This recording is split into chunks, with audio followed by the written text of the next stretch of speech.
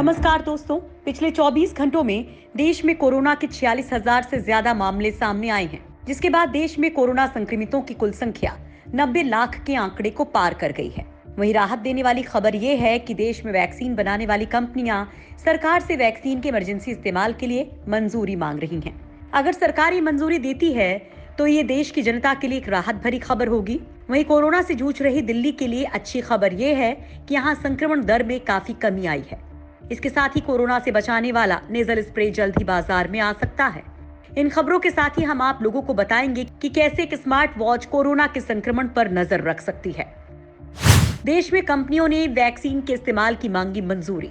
दोस्तों, देश के कई राज्यों में कोरोना संक्रमण के बेकाबू होते हालातों के मद्देनजर कुछ दवा कंपनियों ने आपात स्थिति में कोविड-19 के टीके का इस्तेमाल करने की अनुमति मांगी है। दवा कंपनियों ने इस संबंध में प्रस्ताव तैयार किया है, जिसे केंद्र सरकार की मंजूरी मिलना जरूरी है। प्रस्ताव पर राष्ट्रीय टास्क फोर्स में चर्चा शुरू हो चुकी है। टास्क फोर्स के एक सदस्य ने बताया, देश में आपात स्थिति में टीके के इस्तेमाल करने पर विचार किया जा रहा है। हालांकि अब तक इसके दस्तावेज समिति के समक्ष पेश नहीं किए गए हैं। उन्होंने बताया कि पहले और दूसरे तीसरे चरण के परीक्षण के नतीजों का अध्ययन करने और उसकी समीक्षा के आधार पर टीके के इस्तेमाल की अनुमति दी जा सकती है। स्वास्थ्य मंत्री ने बताया, पहले किसे मिलेगी वैक्सीन। दोस्तों, कोरोना वायरस वैक्सीन के मिलने की उम्मीद जैसे जैसे बढ़ रही है, वैसे वैसे लोगों की उत्सुकता भी बढ़ रही है। मोदी सरकार ने लोगों को कोरोना वैक्सीन देने की पूरी रूपरेखा तैयार कर ली है। स्वास्थ्य मंत्री डॉक्टर हर्षवर्धन ने बताया कि वैक्सीन के क्षेत्र में सरकार तेजी से काम कर रही है और भारत वैक्सीन को बनाने में विश्व के किसी भी देश से पीछे नहीं है। अगले साल 2021 की शुरुआत में भारत में वैक्सीन लोगों के लिए उपलब्ध हो जाएगी। साथ ही उन्होंने बताया कि कोरोना वैक्सीन जब बनकर तैयार हो जाएगी तो सबसे पहले स्वास्थ्य कर्मियों और बुजुर्गों को प्राथमिकता दी जाएगी।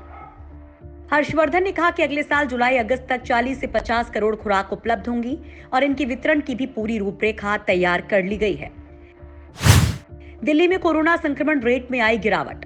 दोस्तों, देश की राजधानी दिल्ली में कोरोना का कहर जारी है। पिछले 24 घंटों में दिल्ली में 62,425 सैंपल की जांच हुई है। इन जांच से पता चला है कि संक्रमण रेट में काफी कमी देखी जा रही है, जो बहुत अच्छा संकेत माना जा सकता है। शुक्रवार को संक्रमण रेट 10.59% दर्ज किया गया, जो पिछले दिनों के संक्रमण रेट 15% से काफी कम है। 24 घंटे में दिल्ली में 100 से ज्यादा लोगों की मौत हो गई है। ऐसा तीसरी बार हुआ है जब दिल्ली में एक दिन में 100 से ज्यादा मौत हुई है। एक्सपर्ट इसे जरूर चिंताजनक मान रहे हैं। यही वजह है कि दिल्ली में अब तक हुई कुल मौत का औसत और पिछले 10 दिनों में हुई मौत का औसत लगभग बराबर हो गया है। देश के कई शहरों में कोरोना की दूसरी लहर। दोस्तों, देश के अन्य राज्यों में भी कोरोना वायरस की अगली लहर पर नियंत्रण की कोशिशें तेज हो गई हैं। अहमदाबाद के बाद अब सूरत, वडोदरा और राजकोट में भी रात्रिकालीन कर्फ्यू लगाया जाएगा। वहीं महाराष्ट्र सरकार दिल्ली मुंबई विमान और रेल सेवा रोकने पर विचार कर रही है। कोरोना के बढ़ते मामलों को देखते हुए हरियाणा में 30 नवंबर तक सभी स्कूल कॉलेज को बंद करने का फैसला किया गया है। मुंबई में भी बीएमसी ने भी 31 दिसंबर तक सभी स्कूलों को बंद करने का आदेश दिया है। राजस्थान के 33 जिलों में धारा 144 लगा दी गई है। राजस्थान में सर्दियां बढ़ने के साथ ही नवंबर महीने के दूसरे सप्ताह में कोरोना के मामले बढ़ने शुरू हो गए हैं। कोरोना से बचाने वाला नेजल स्प्रे इस्तेमाल के लिए तैयार। दोस्तों, बर्मिंघम विश्वविद्यालय के अनुसंधानकर्ताओं ने कोरोना वायरस से प्रभावी सुरक्षा मुहैया कराने वाला एक नेजल स्प्रे तैयार किया है। विश्वविद्यालय की माने तो ये स्प्रे इंसानों पर इस्तेमाल के लिए तैयार है। विश्वविद्यालय में हेल्थ केयर टेक्नोलॉजी इंस्टीट्यूट की एक टीम ने ब्रिटेन, यूरोप और अमेरिका में नियामक निकायों द्वारा व्यापक रूप से स्वीकृत कंपाउंड का इस्तेमाल कर स्प्रे तैयार किया है। इसमें इस्तेमाल सामग्री का चिकित्सीय उपकरणों, दवाओं और यहाँ तक कि खाद्य उत्पादों में प्रयोग किया जाता है। इसका मतलब यह है कि इसका बाजार में आना आसान हो गया है। जल्द ही ये स्प्रे बाजार में उपलब्ध होगा। अमेरिका में मई के बाद एक दिन में सबसे ज्यादा मौतें। दोस्तों, अमेरिका में संक्रमितों का आंकड़ा बेहद तेजी से बढ़ रहा है। इससे भी ज्यादा परेशान करने वाली बात यह है कि संक्रमण से मरने वालों की संख्या में भी तेज बढ़ोतरी दर्ज की जा रही है। बीते 24 घंटे के दौरान यहाँ 2015 मरीजों ने दम तोड़ दिया है। मई के बाद एक दिन में हुई मौतों का ये सबसे बड़ा आंकड़ा है। जॉन हॉपकिंस यूनिवर्सिटी की तरफ से जारी डेटा में यह जानकारी दी गई है। इस बीच अमेरिका के ही कुछ जानकारों ने आशंका जाहिर की है कि अगर अब भी आजादी के नाम पर सख्त उपायों को टाला जाता रहा तो अस्पतालों में जगह नहीं बचेगी। जनवरी से इटली में होगा टीकाकरण का काम।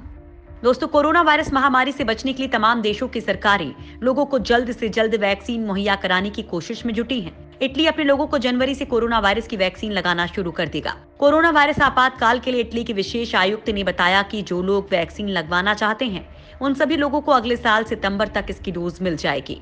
विशेष आयुक्त डोमेनिको अर्कुरी ने कहा कि यूरोपियन संघ के खरीद कार्यक्रम के माध्यम से जनवरी के मध्य तक फाइजर वैक्सीन की 3.4 मिलियन खुराक मिल जाएगी, जो इटली के 6 करोड़ लोगों में से 16 लाख लोगों को वैक्सीन की 2 खुराक देने के लिए पर्याप्त है। कोरोना का पता लगाने में मददगार हो सकती है स्मार्ट वॉच। दोस्तों, जब से कोरोना दुनिया में फैला है, तब से इसे लेकर तमाम तरह के शोध हो रहे हैं और अब एक शोध से पता चला है कि कोरोना वायरस के लक्षण दिखने से पहले ही स्मार्ट वॉच की मदद से जानकारी मिल सकती है। अमेरिका में Stanford university school of medicine के शोधकर्ताओं ने इस बात का पता लगाया है। शोधकर्ताओं ने करीब 5,300 लोगों के समूह से पहचाने गए संक्रमित 32 लोगों के डेटा का विश्लेषण किया।